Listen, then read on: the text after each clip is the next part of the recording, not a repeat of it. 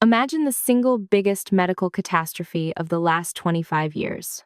I am not talking about a botched surgery or a bad drug recall. I am talking about a systematic failure of intelligence that condemned millions of women to unnecessary suffering. It was a failure so colossal that it effectively froze the entire field of women's health in a block of ice for 2 decades. I am talking about the botched handling of hormone replacement therapy. We are going to dismantle the lies, look at the raw biology, and fix the narrative right now. But before we get to the crime scene, we have to understand the victims. We have to understand the female body in a way that most textbooks fail to explain. Let's start with a shocker. If you look at a woman's lab results, you see a laundry list of hormones: estrogen, progesterone, FSH, LH, testosterone. Usually, these are measured in different units, which is like trying to compare distance in miles to weight in pounds. It is a mess. It creates a distorting mirror. But if you strip away the confusing metrics and convert everything into the exact same unit of measurement, you discover a biological secret that most doctors do not even emphasize. A woman has more testosterone flowing through her veins than estrogen. Let that sink in. We think of women as estrogen-dominant entities, and phenotypically, yes, estrogen is the conductor of the orchestra. It is the loud hormone. But in terms of raw volume, raw absolute molecules, a woman is swimming in more testosterone than estrogen. She has less than a man, obviously, but for her own physiology, it is a massive player. This is the first clue that the story of female hormones is far more complex than we have been told. Now, let's look at the engine itself. The cycle.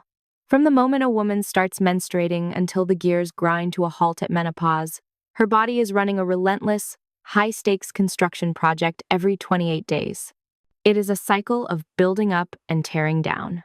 Think of it like a symphony, where the instruments have to come in at the exact split second, or the whole song falls apart. We call the start of the period day 0. The slate is clean. The hormones are quiet. Estrogen and progesterone are basically flatlining. They are in the basement.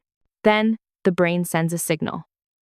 The follicle-stimulating hormone, or FSH, wakes up. It is the foreman blowing the whistle. It tells the ovaries to get to work. In response, estrogen starts to rise. It climbs. It builds. It is getting the body ready for the main event. Ovulation. This is the first half of the movie. The estrogen is surging, preparing the ground. By day 14, the midpoint, the egg is released. The estrogen has done its job, peaking and then dipping slightly. But the work isn't done. The body needs to know if this egg is going to become a life. Enter the second half of the cycle. This is where the plot twists. A new hormone enters the chat: progesterone. For the first 2 weeks, progesterone was asleep. Now, it wakes up and takes over. It dominates the second half, known as the luteal phase. If estrogen is the architect designing the house, progesterone is the interior decorator, making it livable, preparing the uterine lining to hold a pregnancy. It stabilizes everything. It keeps the environment calm and secure. But here is the tragedy of the cycle. By day 21, the body runs a diagnostic check. Is there a pregnancy? Most of the time, the answer is no. So the body decides to scrap the project. It pulls the plug. Both estrogen and progesterone crash. They plummet off a cliff. This rapid withdrawal is what triggers the shedding of the lining, the period. But that crash does something else. In that last week, as progesterone is vanishing from the system, the brain reacts. For a susceptible woman, this withdrawal is not just a biological reset. It is a neurological event. We call it PMS, but that label minimizes what is actually happening. It is not just about being moody. The brain is reacting to the sudden loss of a powerful neurosteroid. Progesterone has a calming effect on the brain. When you rip it away, the brain destabilizes. We know this is true because if you give women progesterone during those final 7 days, if you smooth out the crash, the symptoms vanish. The irritability, the fog, the discomfort, it all evaporates. This isn't madness. It is withdrawal. The brain is screaming for the hormone it just lost. This cycle repeats over and over, hundreds of times in a woman's life. But then the engine starts to sputter. The ovaries get tired. The hormone production falters. This is the road to menopause. And this is where the medical establishment decided to intervene. And this is where the story turns from a biology lesson into a crime thriller. Because 70 years ago, doctors realized something simple. Women were suffering when their hormones vanished. They were having hot flashes that felt like being burned alive. They were losing bone density. Their skeletons turning brittle like chalk. Their brains were fogging up. So the logical solution appeared. If the tank is empty, why not refill it? Why not give the estrogen back? It started in the 1950 seconds. Doctors began prescribing estrogen to women entering menopause. And at first, it looked like a miracle. The hot flashes stopped. The bones stayed strong. Women felt like themselves again. It seemed like we had cracked the code. We were giving women back their vitality. But there was a hidden danger lurking in this simple fix. A danger that would take a decade to reveal itself.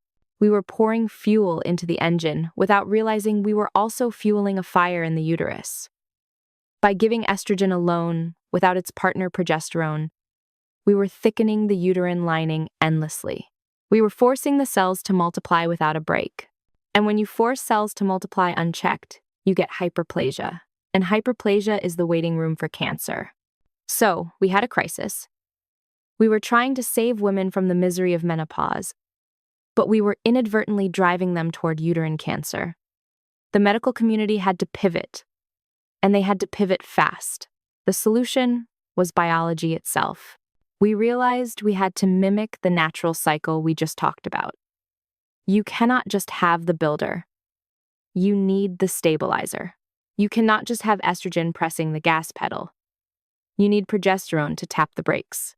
By the 1970 seconds, the new protocol was set in stone.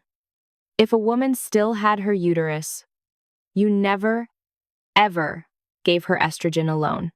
You combined it with progesterone. The progesterone would thin the lining, preventing that dangerous overgrowth, while the estrogen did all the heavy lifting of protecting the bones, the brain, and the heart.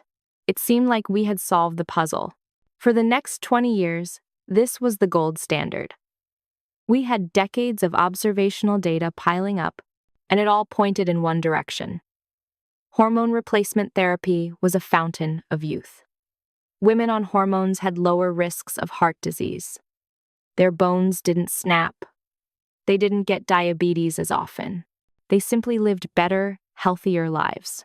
But in medicine, observation isn't enough. The high priests of science demand randomized, controlled trials. And in the early 1990 seconds, the National Institutes of Health decided it was time to put this theory to the ultimate test. They launched the Women's Health Initiative, or WHI. It was supposed to be the study to end all studies. It was supposed to confirm what we already knew. Instead, it became the Titanic of modern medicine. It was a study so poorly designed, so fundamentally flawed, that it didn't just fail to find the truth. It manufactured a lie that we are still fighting today. To understand why this study was such a disaster, you have to look at the setup. It had two arms.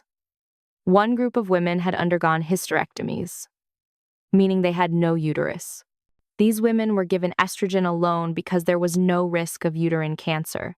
The second group still had their uterus, so they were given the combination, estrogen plus progesterone. It sounds logical on paper, but the devil is in the details, and these details are horrifying. Strike one was the timing.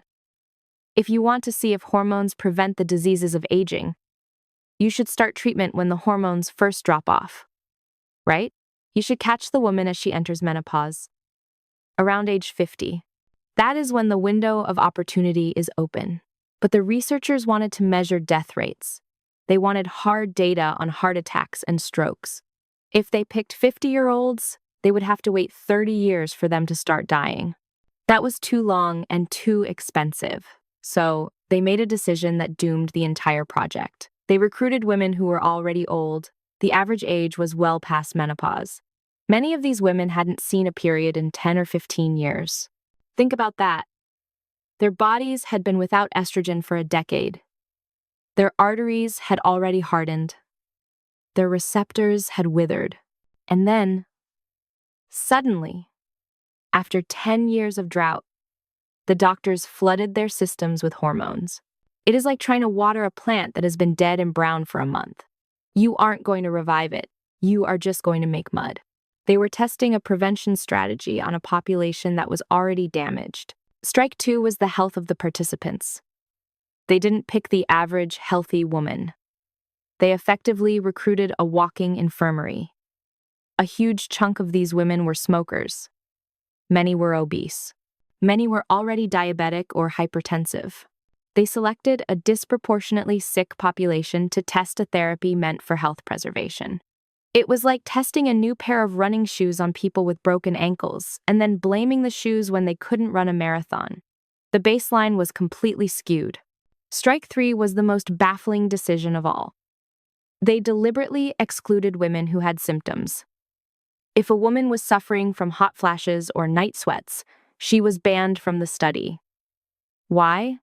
Because the researchers knew that if a suffering woman was placed in the placebo group getting the sugar pill instead of the relief, she would drop out. She would know she wasn't getting the drug because her misery wouldn't stop.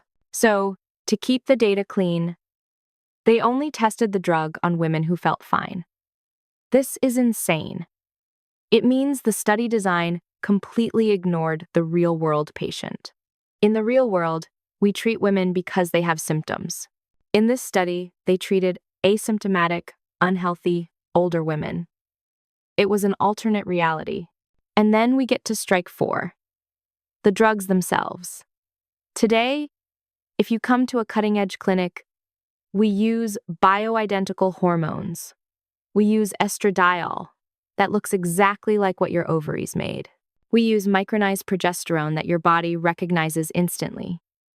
We use transdermal patches so the hormones go right into the blood, bypassing the liver and avoiding clotting risks. We use the same fuel the body was designed to burn. But the WHI didn't do that. They used what was available and popular at the time, which was, quite literally, a dirty fuel. For estrogen, they used conjugated equine estrogen. The word equine is the key there. It comes from horses, specifically the urine of pregnant mares.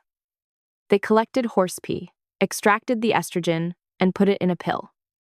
Now, horse estrogen is powerful, but it is not human estrogen. It contains a mix of molecules that our bodies don't fully know how to process. It is a foreign substance, and for the progesterone, they didn't use the natural stuff.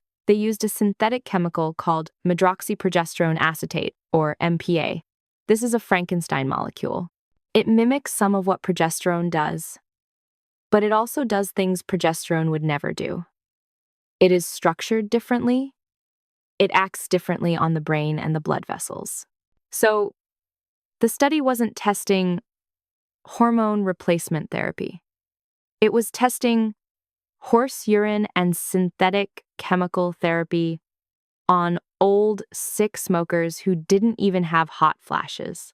You can see the disaster coming, can't you? You can see the train heading for the cliff. But the researchers didn't see it. Or, if they did, they ignored it. They pushed forward.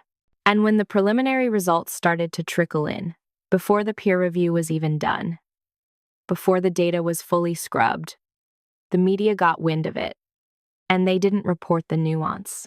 They didn't explain the horse urine or the age gap or the obesity. They ran with a headline that terrified the world.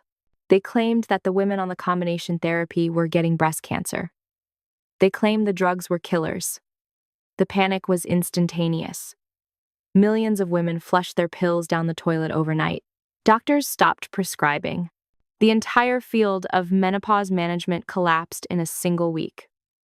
But here is the kicker. And this is the part that makes my blood boil. The headline was a statistical lie. It was a manipulation of numbers so egregious that it borders on malpractice. Let's expose the magic trick. Let's look at the headline that terrified a generation. Hormone replacement therapy increases breast cancer risk by 26%. When you hear that number, 26%, what do you see? You see a death sentence. You imagine that if 4 of your friends take hormones, one of them is doomed. It sounds like a coin toss with your life. But this wasn't science. This was statistical sleight of hand. They were using relative risk to mask the absolute risk. And the difference is the difference between a firecracker and a nuclear bomb. Here is the raw data, stripped of the fear-mongering. In the placebo group, the women taking the sugar pill, there were 4 cases of breast cancer for every 1,000 women. In the group taking the horse urine and the synthetic chemical, there were 5 cases for every 1,000 women. 4 became 5. The difference was 1 single woman out of 1,000. That is an absolute risk increase of 0.1%. That is 1/10 of 1%. But because 5 is 25% larger than 4, the headline screamed, 25% increase. It is technically true in a math classroom, but it is a lie in the real world. It is the equivalent of saying your chances of winning the lottery doubled because you bought 2 tickets instead of 1. You still aren't winning the lottery. But the tragedy isn't just about the bad math. It is about the missed clue. Remember, there was another group in this study. The women who had hysterectomies. They didn't get the synthetic progesterone. They only got the estrogen. If estrogen was the killer, surely these women would be dying too. The opposite happened. In the estrogen-only group, the risk of breast cancer didn't go up. It went down. It dropped by nearly 24%. It barely missed statistical significance. But the arrow was pointing firmly toward protection. Think about what that means. The group taking the estrogen without the synthetic partner had safer breasts than the women taking nothing at all. This proves, almost beyond a shadow of a doubt, that estrogen wasn't the villain. The villain was the MPA, the synthetic, fake progesterone. That Frankenstein molecule was the arsonist starting the fires, and estrogen took the blame for 20 years. We also have to talk about the delivery system. In the WHI study, everyone swallowed pills. When you swallow a hormone pill, it has to survive the acid bath of the stomach and then pass through the liver before it gets to your blood. This is called the first pass effect. The liver is the body's security guard. When it sees a massive bolus of oral estrogen coming through the front door, it panics. It reacts by churning out clotting factors.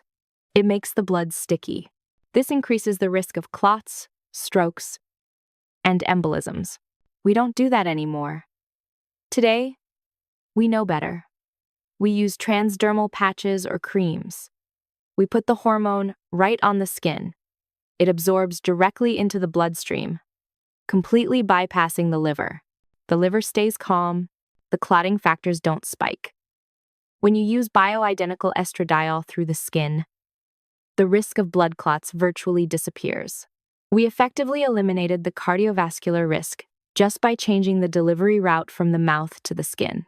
But because of the ghost of the WHI study, millions of women are still afraid to touch a patch that could save their bones and their brains. So where does that leave us today? We have a generation of women who have been denied treatment because of a study that used the wrong drug, on the wrong patients, at the wrong age, interpreted with the wrong math. We are now picking up the pieces. We are testing for genetic clotting disorders like factor V Leiden just to be safe. But for the vast majority of women, the fear is misplaced. The danger wasn't in the hormones. The danger was in the ignorance of how to use them. So, how do we fix the damage? How do we navigate the minefield today? We stop treating women like statistics and start treating them like individuals. We have to acknowledge that while estrogen is the star of the show, the supporting cast, progesterone and testosterone, can make or break the performance. We have learned that progesterone is a double-edged sword. For many women, it is a miracle drug. You give it to them, and suddenly they are sleeping like babies, their hair gets thicker, and their anxiety melts away. It is the great stabilizer. But for a specific subset of women, progesterone is kryptonite. It makes them irritable, bloated, and miserable. It effectively recreates the worst PMS of their lives every single day. In the past, doctors would have just shrugged and said, well, you need it to prevent cancer, so deal with it. Today, we have a workaround. We cheat the system. If a woman needs uterine protection but cannot tolerate the side effects of progesterone in her brain, we use a progesterone-coated IUD. Think of it like a security guard. Instead of having the guard patrol the entire house, knocking over vases and waking up the kids, we station him strictly at the front gate. The IUD releases the hormone right where it is needed in the uterus to keep the lining thin and safe. But it barely enters the bloodstream. The brain never sees it. The mood stays stable. The uterus is protected, and the woman gets to keep her sanity while enjoying the benefits of the estrogen patch. This is precision medicine. And then we have to talk about the elephant in the room, the hormone we mentioned at the very beginning, testosterone. For decades, the medical field has been terrified of giving women testosterone. We have this cartoonish idea that if a woman touches a drop of testosterone, she will wake up the next morning with a beard, a deep voice, and roid rage. It is a fear based on ignorance. We are not talking about doping athletes for the Olympics. We are talking about restoration. Remember, a woman's body is naturally awash in testosterone. It is critical for her libido, her muscle mass, her energy, and her zest for life. When menopause hits, testosterone production takes a hit too. And when it bottoms out, women don't just feel old, they feel frail. They lose the ability to build muscle, which is the organ of longevity. They lose their drive. The problem is, we don't have the same mountain of data for testosterone in women that we do for men. If a man walks into a clinic with low T, there are 50 years of studies telling us exactly what to do. For women, the data is thinner. So many doctors are gun-shy. They are paralyzed by the lack of a large-scale trial. But the clinical reality is undeniable. If a woman is doing everything right, sleeping, eating well, exercising, and she still cannot put on muscle, and her libido is non-existent, checking her testosterone is not just an option, it is a duty. When we replace testosterone in women, we do it gently.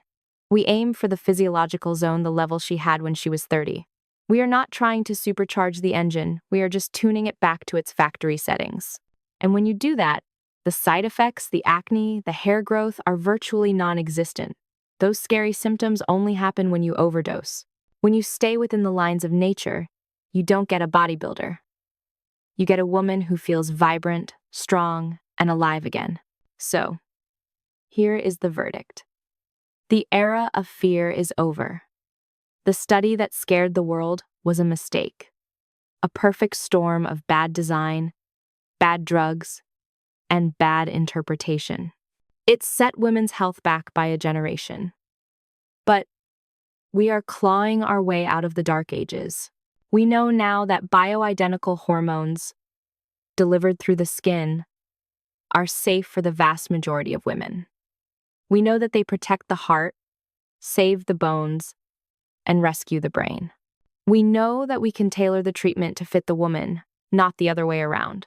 Menopause is not a disease you have to suffer through. It is a biological transition that we can manage with intelligence and precision. The tools are here. The science is clear. It is time to stop suffering in silence and start demanding the care that was denied to millions for too long.